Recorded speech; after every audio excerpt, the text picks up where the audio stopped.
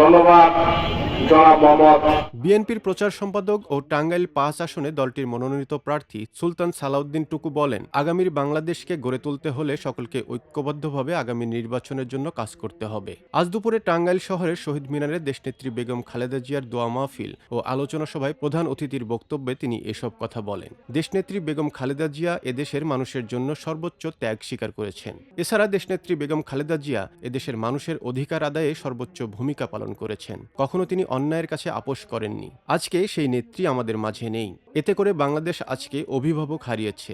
বিশ্বের মানচিত্রে এত বড় জানাজা ইতিপূর্বে কারো হয়নি। তিনি যে একজন ভালো মানুষ এর প্রমাণ পেয়েছি তার জানাজার উপস্থিতি দেখে। তিনি আরও বলেন, বাংলাদেশের মানুষ এই মুহূর্তে বিএনপির বিকল্পে কোনো কিছু ভাবছেন না। কারণ এই মুহূর্তে বিএনপির চেয়ারম্যান তারেক রহমানের নেতৃত্বে বাংলাদেশের মানুষ ঐক্যবদ্ধ।